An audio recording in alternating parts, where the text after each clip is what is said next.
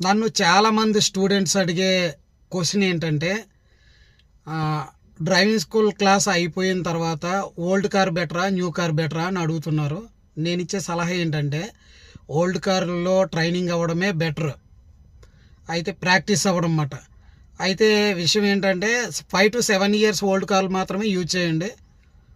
మరీ old car అయితే మీరు ప్రాక్టీస్ టైంలోనో ఇంకో టైంలోనో సడన్గా ఏ ఇంజిన్ డెడ్ అయిపోయింది అనుకోండి, మీరు కొన్న డబ్బులన్నీ బూడిదపాలు అయిపోతాయి.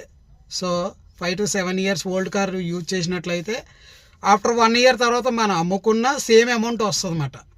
ఓకే, ₹1 కూడా పోయే ఛాన్సెస్ ఉండదు. ఆల్రెడీ ఉన్న కారులో ప్రాక్టీస్ అయితే నో ప్రాబ్లం. అలాగే కొత్త కార్లకు మాత్రం దయచేసి మొదటగా వెళ్ళకండి.